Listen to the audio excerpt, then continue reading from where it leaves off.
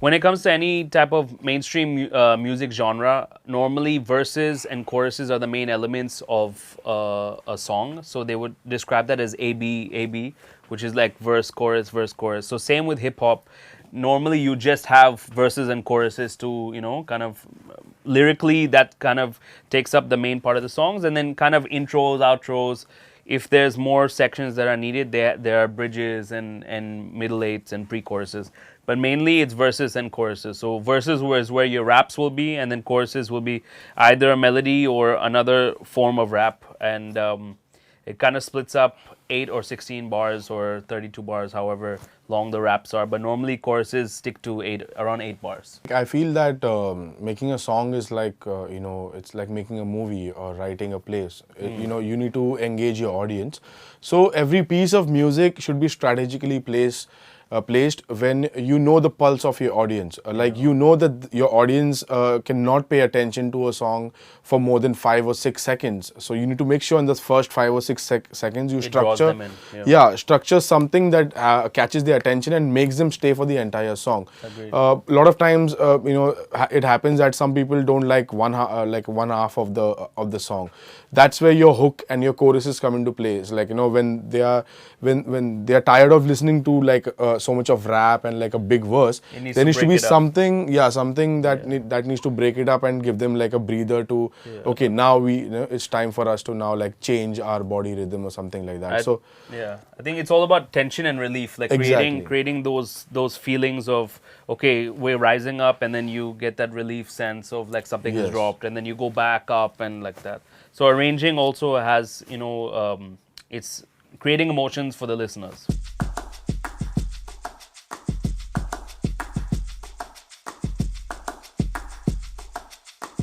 When it comes to intros and outros, I definitely feel it's the narration section. It's like when the verses and choruses, the chorus will kind of summarize everything, the entire, and hold the entire track together. The verses kind of have the story and kind of lead the way in how the song progresses. But the intro and outro keeps it like for the artist to maybe, if you want to relate it to movies, the script is the lyrics and the verse and the choruses, but like the narrator is the intro and outro, kind of like setting the tone for the track. Like for example, if you would think about any most divine songs start with kind of like a jungli sher sunega kya, like Shelo ki kahani. That's a signature mark on a song. It's a signature mark of starting off a song with kind of setting the tone of what's about to come. The same way Once Upon a Time, and in Chicago or whatever, and something happens, and it's kind of sets the tone for the track. Outro also, I mean, kind of it's a sign off. I normally don't do as many outros because but I would suggest people that you can do some experiments in your outros. If you ever want to experiment with singing or maybe a little bit of auto tune, you can do all those things in outros, because outros is a time when you're telling the audience that I'm going, but there's more to me. There's more that's going to come. You should not ever let your audience make them feel like this is it. It should be like a radio show, one song after the other is going to keep coming. So you need to tell them, like, maybe you can give like a little bit of like a lot of rappers do that, they give a little bit of how can I say it, like a trailer of their next upcoming project or what they are thinking or something I think it's just what the song asks of you, right? Not every song you have to kind of I mean, it depends on the next song or whatever. It all totally depends on it depends how on you the song. It depends on the song.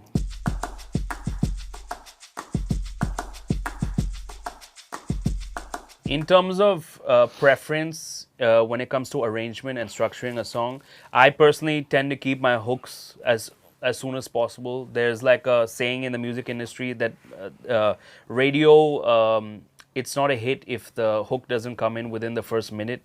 Like that's the radio kind of standard. Like a hook would need to come in within the first minute. So for me, I try to keep it as like the first piece of vocal that the listener hears is the hook, because it's like automatically draws them in, and by the time they reach half the song, they're already repeating the hook. They're already singing along. So for me, that's kind of one way.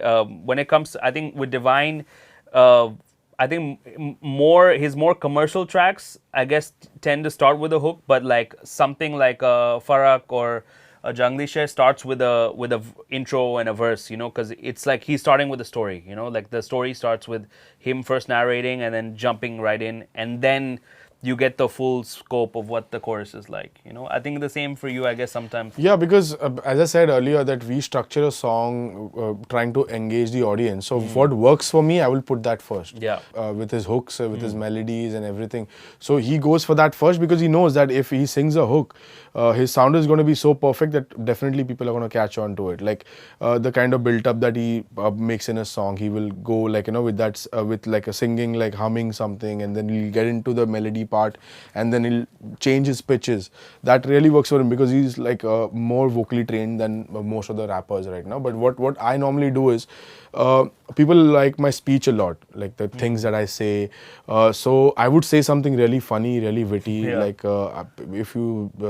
if this Shorty, all those. yeah, like so in my song Short Deke Gayab, I said this thing called kya bolte shorty log idhar dekho sab log idhar dekho.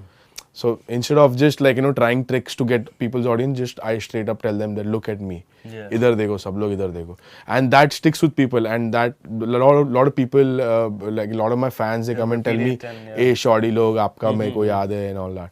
So these are the things that stick with them, and that came with experience. So it's situational for every rapper. The more you release your music, the more feedback that you get from your audience. Accordingly, you can decide how you want to start your song. Yeah. The idea would come to you. You should know your USPs. Yeah. Like how we found out like over the years. Yeah, and I think it's all varies because you never know what type of track you're trying to make. If it is a storytelling track, I think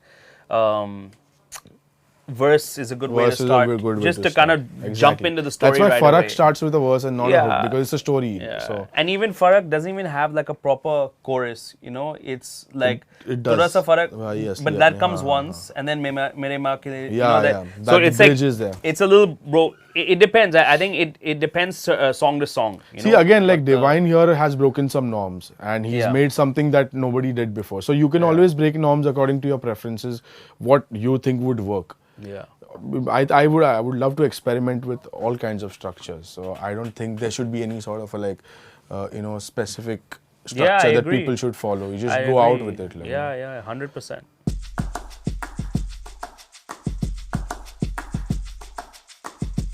For someone starting off, any rapper starting off, if you're given a beat and you're not really sure how to go about structuring, I would say look for the quietest parts for your verses, because you want your rap to to shine through on those parts. Look for like the more busier parts for your chorus, because you're going to tend to have more powerful vocals on those.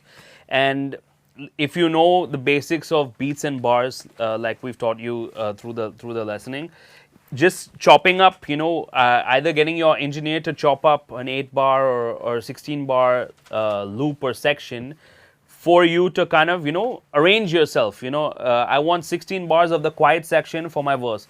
I want 8 bars of the busier section for my chorus. I want an even quieter part for the intro. Just take out the drums for that part.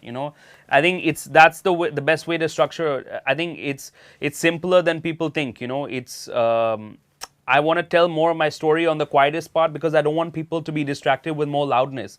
I want people to jam more on the louder part, because that's when they're driven to dance. So if you think in terms like that, it's the simplest thing. It's like a baby would reason like that. You would listen closely with less sound around you. So yeah, it's just about choosing what parts you like more, for selecting for which part, which is the more important part of your story. Pick the quieter part. Which is the less more important part. Put the more busier part. That's basically it. When you talk about the hip hop scene in India, now we have a lot of artists coming in, which can help other artists. So I would suggest them, you look out for producers within your friends. Maybe somebody has a talent who maybe if you feel that some of your friend can play a guitar, even if somebody who understands basic music, like somebody who can play a keyboard or a piano, you can go out looking for such artists, and you can try and collaborate or work with them. Structuring, as you said, like yes, beat is very, very important, and beat definitely does decide the structure of your song. But then the beat is also something that's coming from an artist, so you always have a control over that structure. So in a beat, if you want the hook to not come in the beginning, you can always make that happen. So for the new artist, all I'm saying is that since you guys are learning the basics of hip hop, it's also important that you eventually try to make your own sound. If you're not comfortable with a certain beat, you always make sure that you have the power to change it according to your vibes. And also rap not necessarily has to be done on an electronic beat. There are a lot of other ways of rapping, like people in cyphers we used to rap on beatbox. Beatboxers actually don't need any sort of machinery or something. They can just create sounds with the wind technique and with their with the from their mouth. So you can jam with such people, and when you do all these things, you know that there are no limits to this. Structuring a song a beat can be made out of utensils and just normal things lying around, and we all have done that. Shahrul has, I'm sure, also has tried to produce something out of raw materials that's there. Yeah. I have also tried to make music out of just like maybe there was 2 sticks in my room and I was just playing them and I recorded that. So you always have the freedom to do something that's with things that are around you. So I don't think anybody should limit themselves with beats or structures or something like that. Only lyrics can also be a song. That's called a cappella.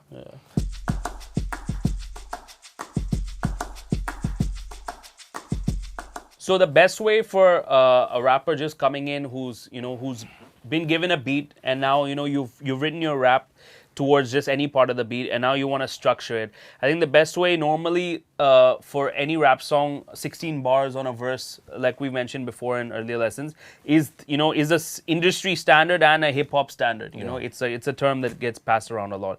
So keeping your verse for 16 bars is very safe. I think for a mainstream, more commercial song, making it shorter so you can reach the choruses earlier is a much better technique. So maybe keeping it 8 bars or even 12 bars, as long as it's a even number, you kind of keep it in that form.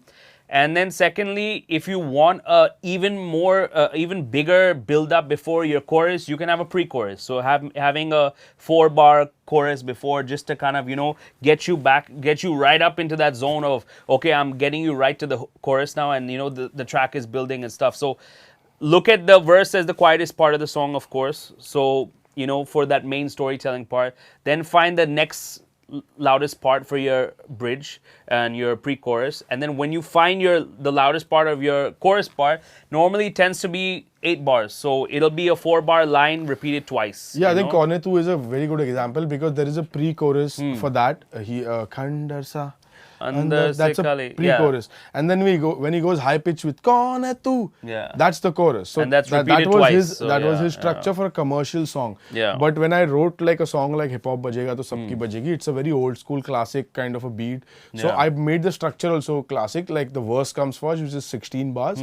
Then I made a hook for like maybe 8 bars, and then another verse for 16, and end the song with another chorus of 8 bars. That's a very basic hip hop structure. So beginners, I think we should practice with that. You'll keep on getting more ideas, and you keep on experimenting. 100%. And just for example, if you just want to kind of make it a just pure hip hop, like just rapping on a track, go for it, and it's not that a verse has to be quiet. A verse can have, like my song Mumbai Darshan that I released is just one verse. There is no hook, there is no chorus, bridge or anything like that, but I made sure that my verse is written in such a manner that it engages the audience, because I was changing my flow, I was changing the tune.